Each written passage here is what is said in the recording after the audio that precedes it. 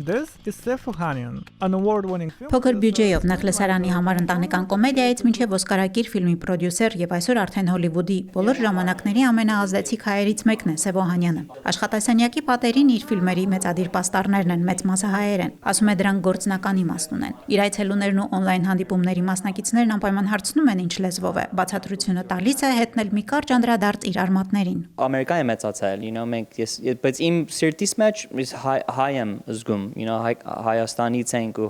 մենք հայ ենք ամենս ու ես եւ իմ կնիկս Նարդի մատերախա ունենք անունը Արեն եւ ինքը մեծացավ մենք Իրան սովորացնենք մեր հայ ժողովրդի պատմություն ինչա իմ ամենաառաջի կինոն վրսարքեր իմ հայկական movie էր My Big Fat Armenian Family so միշտ սիրտիս մեջ հայ կենեմ Սևակը Հոլիվուդին հայտնի Սև անունով ծնվել է Իրանից Գերմանիա, ապա Միացյալ Նահանգներ փոխադրված ընտանիքում։ Մեծացել Լոս Անջելեսում։ Ասում է կինեմատոգրաֆիայի նկատմամբ սերը մանկուց է կարդացած գրքերի ու վարձակալած ամերիկյան բլոկբասթերի շնորհիվ։ Եվ որ մեծանում իմ ուզում եմ movie սարքին, բայց ճիշտ ասած մեկ քիչ վախենում եմ, որտեվ այն ժամանակ ես ոչ մի լուրջ ունիմ օտար հայեր, որ Ամերիկայի մեջ կարողացան կինո գործանին, լավ մի բան սարքին, ճիշտ ասած կային, բայց մենակ չեմ ճանաչում, բայց երբ որ եսի 18-19 տարեկանին սկսա մի քիչ փոքր շատ կարճ վիդեոներ սարքեմ, որ մամիս ու պապիս մասին էր, որ ընկերներս ճիշտ մամայի պապայի նման հագնվում էին, իրար վրա ճվում էին, կատակին անում, դրա մեծ վիդեոներ YouTube-ի վրա,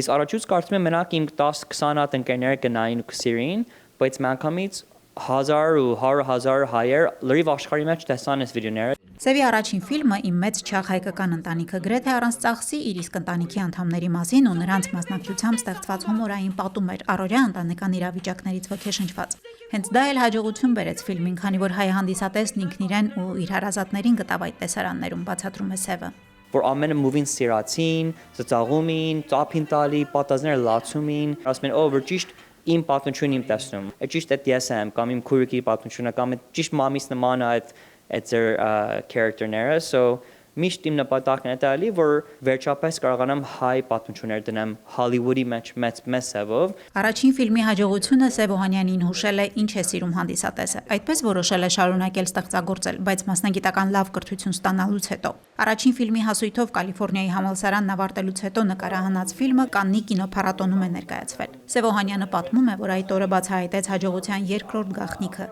հայերի նեղ պահին միմյանց օգնելու կարողությունը։ Կինոփառատոնում պահանջել են հատուկ կոստյումով տաքսիդոյով ներկայանալ, արագ օգնել են տեղի հայերը։ Իմ կարծիքով շատ հեշտ է, որ մեկը վախենա, որ եթե հայ ունի, որ գաս ճյուղի մեջ, որտեղ փող կարիք ունես, կամ connection կարիք ունես, կամ resources կարիք ունես, ես էլ այդպեսի վախենում եմ, բայց ես արդեն սովորել եմ, որ այդ ամեն այդ բաները, որ մենք կարծում ենք կարիք ունես, որովհետև դու հայ եք եւ Ամերիկա եք եւ հայերի մոտ եք ունեք։ Ինքն էլ Թումոյում դասավանդելուց հետո ամեն տարի հոգում է կինոյի ճանապարհն ընտրած հայաստանցի մեկ ուսանողի ուսման ծախսը։ Սևոհանյանի բոլոր ֆիլմերում պարտադիր կա հայի տաղանդը, հմտությունները եւ կարողությունները ներկայացնող հերոս։ Ասում է հային պետք է լավ ներկայացնեմ, որ մեզ ճանաչեն մեր տաղանդներով, ապա նաեւ պատմեմ մեր պատմությունը։ Հոլիվուդը շատ օտար ազգի պատմություններ ունի։ Մտածեք, չեմ անում, Արգենտինայի մասին շատ պատմություն չկա, or Սոմալիա մասին չկա, շատ Ամերիկայի մասին են պատմություններ սարքեն, բայց որովհետև շատ հայեր չեն առաջացել Հոլիվուդի մեջ այդ համար։ So իմ հույսն է որ մինչև ես retire անեմ կկարողանամ ես իսկական օգնեմ որ մեր պատմությունները դնեն գտա։ Հոլիվուդում Սևոհանյանի անունը հայտնի դարձավ դեռևս Օսկարակիր մեղավորները ֆիլմից առաջ նկարահանված Որոնում ֆիլմով, որը տարբերվեց Սևի ձեռագրով նորարարական Screen Life պատմողական ձևաչափով։ Նրա հիմնած Proximity Media ընկերության նկարահանած մեղավորները Օսկարի պատմության մեջ առաջինն է մրցանակների թվով։ Ֆիլմն Օսկար ստացավ 16 անվանակարգում։ Սևոհանյանն էլ դարձավ առաջին հայը, որը ստացավ ոսկե արձանիկը որպես լավագույն պրոդյուսեր։ Այդ օրը was amazing, որտեվ իմ համար շատ կարևոր է, որ իմ կնիկս իմ հետներ եւ մամաս ու պապաս ու քույրիկս այդ ամենը որ միշտ առաջուց ինձի